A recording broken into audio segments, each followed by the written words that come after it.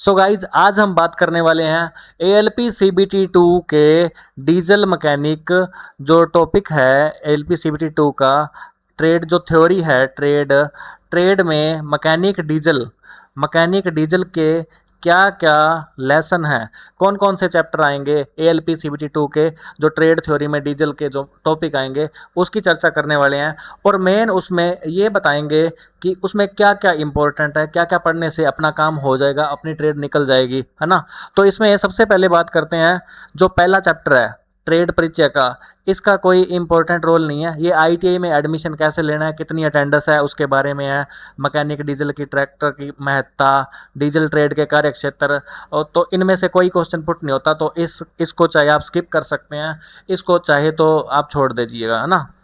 दूसरा है जो व्यावसायिक सुरक्षा एवं स्वास्थ्य, सेफ्टी वाला जो चैप्टर है, ये मोस्ट इंपॉर्टेंट चैप्टर है, इंपॉर्टेंट है, ये करना है आपको। जो जो मैं टिक कर रहा हूँ बस उतना कर लेना, आपका काम निश्चित रूप से हो जाएगा। ये जो सेफ्टी वाला चैप्टर है ये पार्ट ए में भी पूछा जाएगा, ठीक है। आगे बात करते हैं हस्त औजार की, ये इंपॉर्टेंट टॉपिक है। इसके अंदर सारे के सारे हैंड टूल, जैसे कि फाइल हो गया, पंच, स्क्राइबर, हथौड़ा, ये सारे के सारे हैंड टूल इसमें आ गए, तो इसको तो करना ही करना है। देन इसके बाद जो मेजरमेंट वाले जो टॉपिक है, मेजरमेंट वाले, ये भी इंपॉर्टेंट टॉपिक है। इसमें जो वर्नियर कैलिपर है उसका लिस्ट काउंट, जो माइक्रोमीटर है उससे क्वेश्चन पुट होते हैं, तो ये भी इंपॉर्टेंट चैप्टर है। आगे है धातु जोड़ एवं बंधक, इसमें से भी इंपॉर्टेंट क्वेश्चन पूछे जाते हैं। ये धातु जोड़ आप चाहे तो छोड़ भी सकते हैं, लेकिन बंधक और इससे आगे आगे वाला चैप्टर ये करना जरूरी है, ठीक है। सो आगे बात करते हैं ड्रिल एवं ड्रिल मशीन, ये थोड़ा सा टफ है चैप्टर, इसको एक बार स्किप कर लीजिएगा। अगर आपके पास टाइम है तो बाद में इसको रिवीजन कर लीजिए, लेकिन एक बार के लिए इसको स्किप ही रहने दो। टेप एंड डाई को भी एक बार स्किप करो। ज़्यादा इंपॉर्टेंट जो चैप्टर है मैं उसका उसका बताता हूँ आपको ना। रिमर कर लेना आप, रिमर थोड़ा सा छोटा ही चैप्टर है, ज़्यादा बड़ा चैप्टर है नहीं वैसे तो।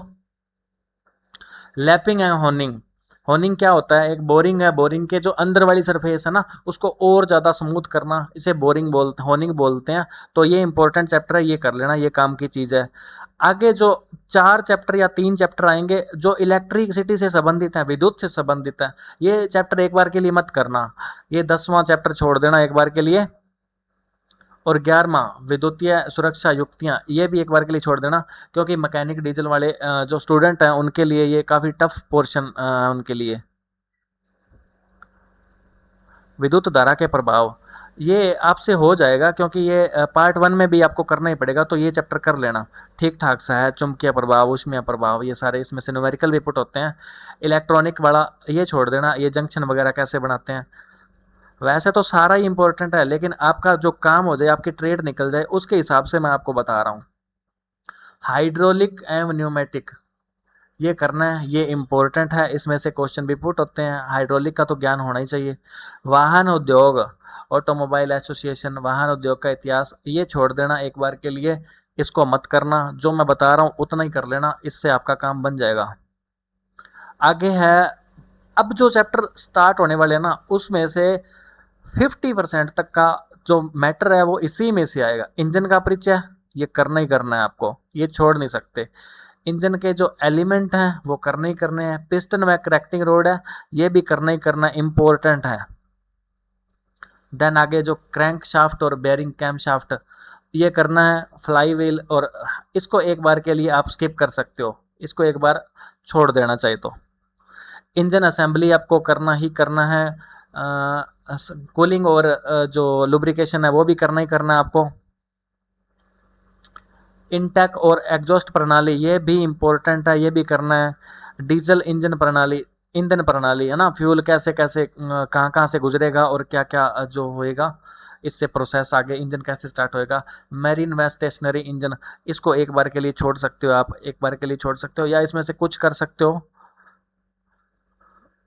उत्सर्जन, ये भी करना है। कैटालिटिक कन्वर्टर वगैरह इसमें जो आते हैं इससे क्वेश्चन पुट होते हैं। जनित्र, चार्जिंग, स्टार्टर, मोटर परिपथ भी करना है आपको। 27 लेसन हो गए। उसके बाद ये जो इंजन के दोष एवं निवारण, ये भी आपको करना ही करना है, ये इंपॉर्टेंट है। है ना। तो इतने चैप्टर जो मैंने बताए हैं, इससे आपका निश्चित रूप से काम हो जाएगा, आपकी जो ट्रेड है वो निकल जाएगी। सो ऐसे ही और इन्फॉर्मेटिव वीडियो देखने के लिए बने रहें हमारे चैनल के साथ। सो अगर आपको हमारा कंटेंट अच्छा लगता है, अगर आप और चाहते हैं कि हम डीजल मैकेनिक की थ्योरी यानी कि ट्रेड का जो सिलेबस वो करवाएं, अच्छे ढंग से करवाएं, तो आप हमें कमेंट में बताइएगा। सो जुड़े रहें हमारे साथ। Thank you so much.